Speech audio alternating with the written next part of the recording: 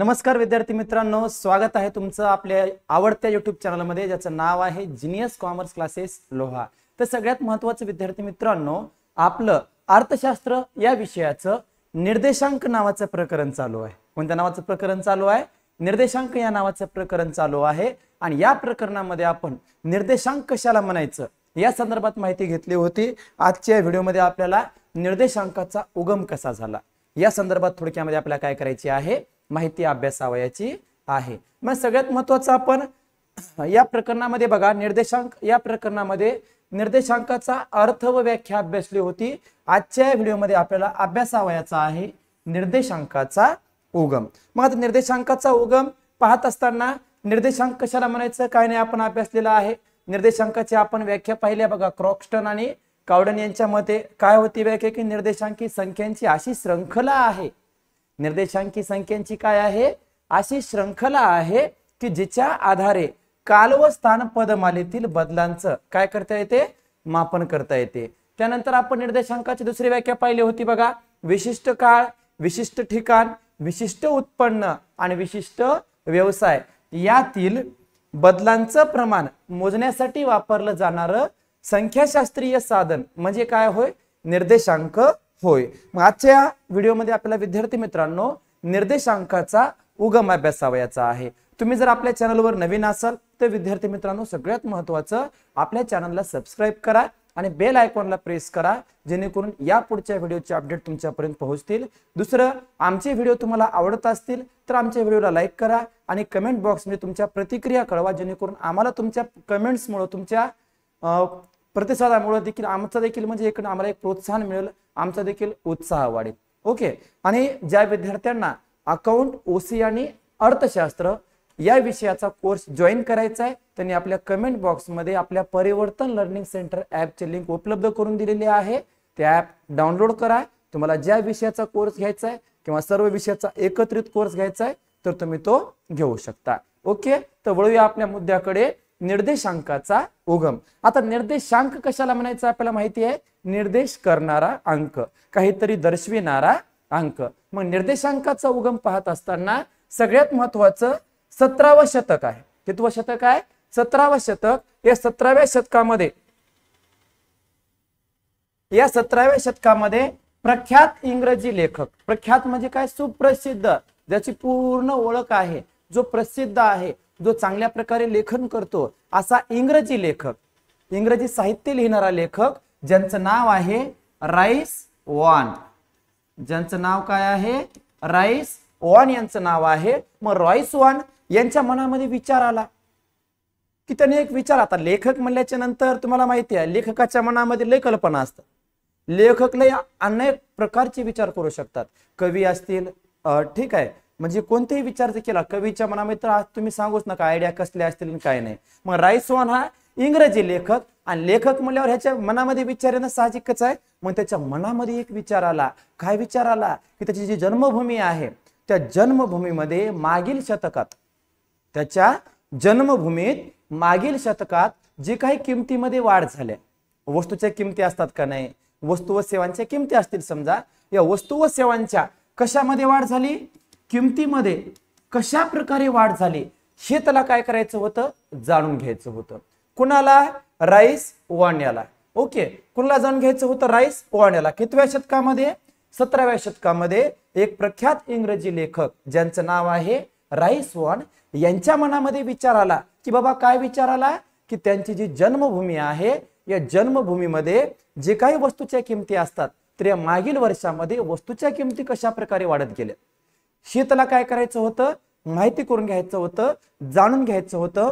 मग त्याने असा त्याचा विचार व्यक्त केला। मग आता विचार व्यक्त केल्याच्या नंतर 18व्या शतकामध्ये त्याचे ते विचार होते ते विचार ऐकून त्याच्या अभ्यासास काय झाली, सुरुवात झाली।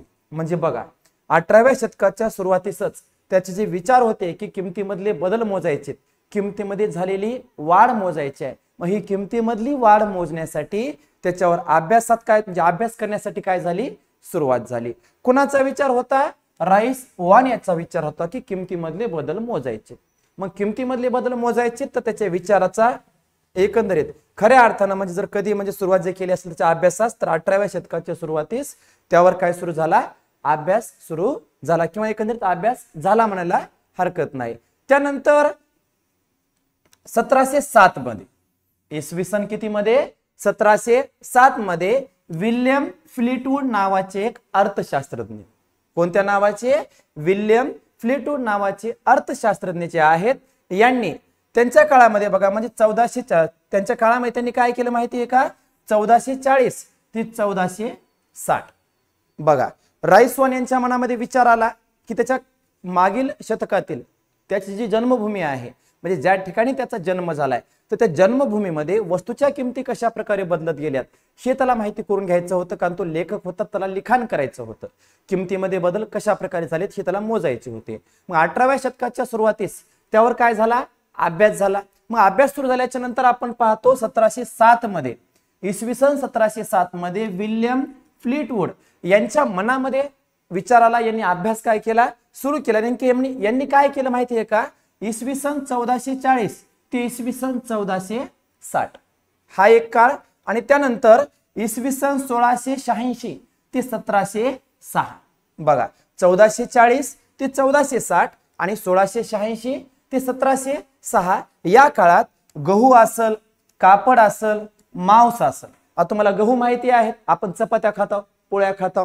त्याचबरोबर कापड सगळ्यांना माहिती आहे, मांस जे नॉनव्हेज खातात त्यांना माहिती आहे. आणि सगळ्यात महत्वाचं तुमच्यासाठी 2 शब्द हे नवीन आहेत बघा, ओट्स आणि दुसरा आहे बीन्स. मग ह्या वस्तूंच्या किमती ज्या आहेत, या किमतीमधील कशा प्रकारे बदल झालेत, म्हणजे ह्या 2 वर्षाच्या काळात, म्हणजे 1440 ते 1460 आणि 1686 ते 1706 या काळात गहू असल, कापड असल, मांस असल, ओट्स असल, बीन्स असल, तर यांच्या किमतीमध्ये कशा प्रकारे बदल झाला, यावर त्यानं काय केलं माहितीये का, विश्लेषण केलं. यावर त्यानं काय केला, अभ्यास केला. यावर त्यानं काही अभ्यास करून काय काढले, निकष शोधून काढले की या वस्तूंच्या किमती या काळामध्ये कशा प्रकारे काय झाल्या, बदलल्या. बघा सगळ्यात महत्वाचं 1440 ते 1460 आणि 1686 ते 1706 या काळात गहू असल, कापड असल, मांस असल, ओट्स असल, बीन्स असल, यांच्या किमतीमध्ये कशा प्रकारे बदल झाला. आता ह्या 3 वस्तू तुम्हाला माहिती आहेत, गहू माहिती आहे, कापड माहिती आहे, मांस माहिती आहे. ओट्स आणि बीन्स काय भानगड माहिती आहे का, ओट्स म्हणजे काय माहिती आहे का, युरोप व अमेरिका. बघा ओट्सचं जे पीक असते का नाही, बघा गव्हासारखं त्याला ठुसे येतात, गव्हासारखं असते समजा हे नॉर्मली ओट्स नावाचं पीक आहे. तर हे प्रामुख्यानं युरोप आणि अमेरिका येथे वापरतात. म्हणजे ओट्सचा वापर प्रामुख्याने कुठं होतो, युरोप आणि अमेरिका होतो. तर या पिकाला जे आहे थंड आणि ओलसर हवा पाहिजे असते. ओलसर आणि जमीन कशी पाहिजे, मध्यम स्वरूपाची जमीन पाहिजे. म्हणजे ओलसर आणि मध्यम स्वरूपाची जमीन पाहिजे. त्यामुळे ओटचे पीक भारतात फक्त कुठं, हिमालयाच्या असलेल्या प्रदेशात, ज्या ठिकाणी बर्फ पडतो का नाही, अशाच प्रदेशामध्ये म्हणजे हिमालयाच्या असलेल्या प्रदेशात अल्प प्रमाणात घेतले जाते. ओट्सचे तुसे काढलेले दाणे जे आहेत समजा, हे काय करतात, भट्टीमध्ये भाजतात.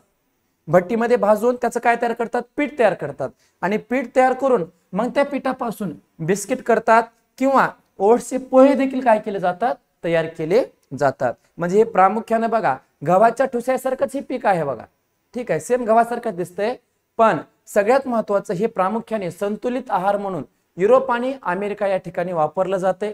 आपल्या इकडे त्याचा वापर तुरळक प्रमाणामध्ये होते. मग सगळ्यात महत्वाचं या पिकासाठी थंड हवामान पाहिजे, ओलसर जमीन पाहिजे, मध्यम स्वरूपाची जमीन पाहिजे. त्यामुळे हे पीक जे आहे चांगल्या प्रकारे त्या ठिकाणी येत असते. दुसरं आणखी महत्वाचं म्हणजे काय करतात, हे भट्टीमध्ये भाजतात. हे जे पिकाचे दाणे आहेत समजा, ठीक आहे, हे धान्य जे आहे समजा, हे काय करतात, भट्टीमध्ये भाजतात आणि त्याचं पीठ तयार करतात. आणि पीठ तयार करून त्या ओट्सचे बिस्किट बी तयार करतात आणि ओट्सचे काय तयार केले जातात, पोहे पण तयार केले जातात. त्याचबरोबर बीन्स, बीन्स म्हणजे काय माहिती आहे का, चवळी. चवळी सगळ्याला माहिती आहे बघा, आहे का नाही. बीन्स म्हणजे काय, चवळी. चवळीच्या शेंगा माहिती आहेत का, चवळीच्या शेंगा सगळ्याला माहिती आहेत. चवळी, बीन्स म्हणजे काय माहिती आहे का, चवळी. मग सगळ्यात महत्वाचं म्हणजे काय, चवळीच्या शेंगा आहेत. ओके, मग त्याचे सोले समजा, शेंगांचे सोले जे असतात का नाही, तर त्याला बीन्स म्हणायचं. मग सगळ्यात महत्वाचं विल्यम फ्लीटवूड यांनी काय केलं माहिती आहे का, गहू असल,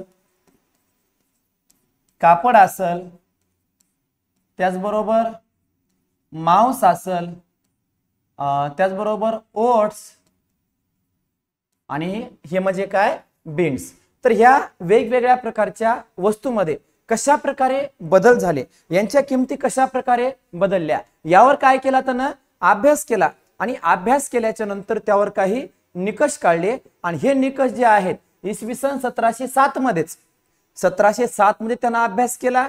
आणि त्याच वर्षामध्ये त्यानं जे काढलेले निकष आहेत ते निकष त्यांनी क्रोनिकॉन, हे क्रोनिकॉन आहे बरं का, हे कण आहे, क्रोनिकॉन प्रिसिओसम यांच्या अभ्यासामध्ये हे निकष त्यांनी काय केले, सादर केले.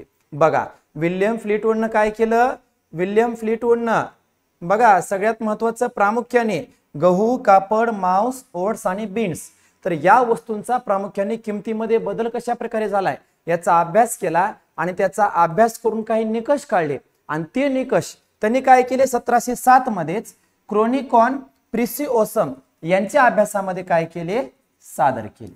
बघा सगळ्यात महत्वाचं त्यांना अभ्यास केला. आणि अभ्यास केल्याच्या नंतर जे क्रोनिकॉन प्रिसिओसम नावाचा अर्थशास्त्रज्ञ होता तो देखील अभ्यास करत होता. मग त्याच्या अभ्यासामध्ये हे निकष काय केले, सादर केले, जेणेकरून त्याला अभ्यास करण्यासाठी आणखी काय झालं, प्रोत्साहन मिळालं. आणि तो शोध पुढे काय राहिला, चालू राहिला. मग त्यानंतर आपण पाहतो, त्यानंतर 1738 मध्ये, इसवी सन किती मध्ये, 1738 मध्ये फ्रान्स मध्ये राहणारा, कुठे राहणारा, फ्रान्स मध्ये राहणारा चार्ल्स आहे का बरं का, या ठिकाणी काय आहे, चार्ल्स, त्याचं नाव काय आहे, चार्ल्स डी फेरे ड्यूटो. बघा चार्ल्स डी फेरे ड्यूटो, आपण त्याला चार्ल्स ड्यूटो म्हणलं तरी चालतं.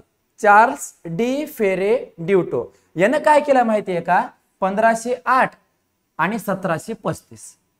बघा 1738 मध्ये फ्रान्स मध्ये राहणारा, मूळचा कुठला, फ्रान्सचा, त्यांचं नाव काय, चार्ल्स डी फेरे ड्यूटो यांनी काय केले, 1508 आणि 1735. बघा महत्वाचा काळ आहे 1508 आणि 1735 या कालावधीसाठी, म्हणजे या दोन कालावधीसाठी एक साधा सरासरी निर्देशांक काय केला, तयार केला. बघा यांनी देखील म्हणजे याला काय करायचं होतं, निर्देशांकाचा म्हणजे अभ्यासच करायचा होता, निर्देशांकाचा वापरच करायचा होता. मग यांनी काय केलं की वेगवेगळ्या घटकांमध्ये जे काही किमतीमध्ये काय व्हायलेत, बदल व्हायलेत, तर हे बदल मोजण्यासाठी दोन काळ विचारात घेतले. कोणते कोणते, इसवी सन 1508 आणि इसवी सन 1735 या दोन काळातील बदल मोजण्यासाठी, या दोन कालावधीतील बदल मोजण्यासाठी त्यांनी एक साधा सरासरी निर्देशांक काय केला, तयार केला. आणि सगळ्यात महत्वाचं म्हणजे समान वस्तूच्या यादीतील कयाची तुलना केली, खर्चाची तुलना केली. आता समान वस्तूची यादी म्हणजे काही काही वस्तू समान असतात, एकसारख्या म्हणजे जवळपास त्यांचं सगळ्यांचं व्हॅल्यूच कसं असते, समानच असते. मग अशी समान वस्तूची जी यादी आहे तर त्या यादीतील कयाची तुलना केली, सगळ्यात महत्वाचं खर्चाशी काय केली, त्यांनी तुलना केली. कोण, चार्ल्स डी फेरे ड्यूटो यांनी. म्हणजे समान वस्तूची यादी केली, म्हणजे सरासरी साधा सरासरी निर्देशांक त्यांनी वापरला कयाची तुलना करण्यासाठी, खर्चाची तुलना करण्यासाठी. मग यांनी अभ्यास करून काही निकष काढले. निकष काढल्यामुळेचा फायदा देखील पुढे आपण पाहतो की पुढचा अर्थशास्त्रज्ञ बघा प्राध्यापक जी.आर. कार्ली. प्राध्यापक कोण, जी.आर. कार्ली. हा मूळचा कुठला आहे अर्थशास्त्रज्ञ, इटालियन म्हणजे इटलीचा आहे. मूळचा कुठला आहे, इटलीचा आहे. यानं काय केलं बघा, अर्थशास्त्रज्ञ असून त्यांच्या कामामध्ये निर्देशांक प्रथमच काय केलेला दिसतो, नोंदविलेला दिसतो. म्हणजे बघा प्रत्येक अर्थशास्त्रज्ञ आला आणि त्यांनी निर्देशांकाचा वापर करून वेगवेगळ्या घटकांमध्ये कशा प्रकारे बदल व्हायलेत यावर सविस्तर असं काय केलं, विवेचन केलं. मग विवेचन केल्याच्या नंतर बघा प्राध्यापक जी.आर. कार्ली हा इटालियन अर्थशास्त्रज्ञ आहे. याच्या कामामध्ये म्हणजे यानं जे संशोधन करू लागला, यानं जे अभ्यास करू लागला, तर याच्या अभ्यासामध्ये निर्देशांक प्रथमच काय केलेला आहे, नोंदविलेला आहे. आणि त्यांनी काय केलं माहितीये का, ते बी शांत बसला नाही, ते आपल्यासारखा हवली होता.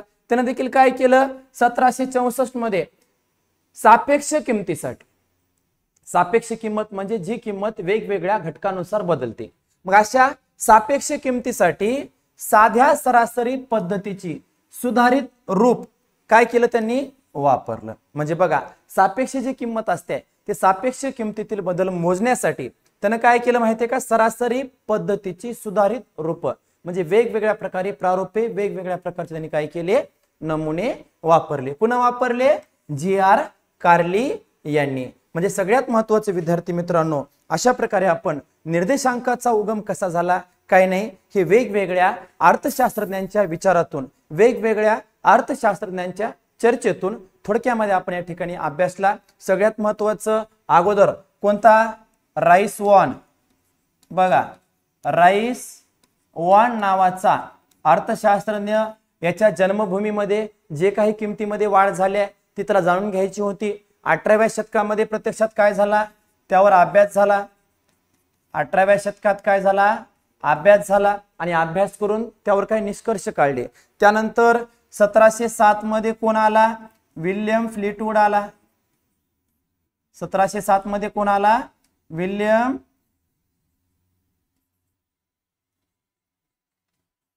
फ्लीटवूड आला. विल्यम फ्लीटवूड यांनी देखील काय केलं, आपण पाहतो की गहू असल, मांस असल, कापड असल, ओट्स असल, बीन्स असल, या वस्तूच्या किमती कशा प्रकारे बदलल्या यावर काय केलं, सविस्तर असं विवेचन केलं आणि त्यांना विवेचन करून त्यानं काही निकष काढले आणि ते निकष त्यानं काय केले माहिती आहे का, क्रोनिकॉन प्रिसिओसम यांच्या अभ्यासामध्ये ते निकष त्यांनी काय केले, सादर केले. निकष सादर करून आपण पाहतो की त्याने देखील आपण पाहतो की वेगवेगळ्या प्रकारे पुढे काय केलं, संशोधन केलं. मग त्यानंतर पुढे कोण आला माहिती आहे का, चार्ल्स डी फेरे ड्युटो आला. त्यानं दोन वेगवेगळ्या काळातील, बघा वेगवेगळे काळ म्हणजे कोणते कोणते आहेत ते बघा, 1508 आणि 1735 या काळामध्ये त्यानं काय केलं माहिती आहे का, साधा सरासरी निर्देशांक तयार केला आणि हे निर्देशांक तयार करून त्यानं समान वस्तूच्या यादीमधील जो काही खर्च होता त्या खर्चाशी काय केली, त्यांनी तुलना केली. त्याच्यानंतर प्राध्यापक G.R. कार्ली आला. तो कुठला व्यापारी आहे, इटलीचा आहे. याने देखील त्याच्या अभ्यासामध्ये प्रथमच निर्देशांकाची काय केली, नोंद केली. मग सगळ्यात महत्वाचं यानं सापेक्ष किमतीसाठी काय केला, साध्या सरासरी पद्धतीची सुधारित रूप काय केली, वापरली. म्हणजे अशा प्रकारे विद्यार्थी मित्रांनो, हे निर्देशांकाचा वापर हे वेगवेगळ्या अर्थशास्त्रज्ञांच्या संशोधनातून, त्यांच्या अभ्यासातून काय झाला, आपल्या समोर आला. अशा प्रकारे विद्यार्थी मित्रांनो, या व्हिडिओमध्ये आपण निर्देशांकाचा उगम कसा झाला याबद्दल आपण थोडक्यामध्ये काय केली, चर्चा केली. निर्देशांकाचा उगम तुम्हाला टिप्पा या ठिकाणी जवळपास 3 मार्काला विचारला जाऊ शकतो. ओके, इथपर्यंत समजले? इथपर्यंत कोणाला काय अडचण असेल तर विचारू शकता. आहे का अडचण? नाही. ओके, थांबूया.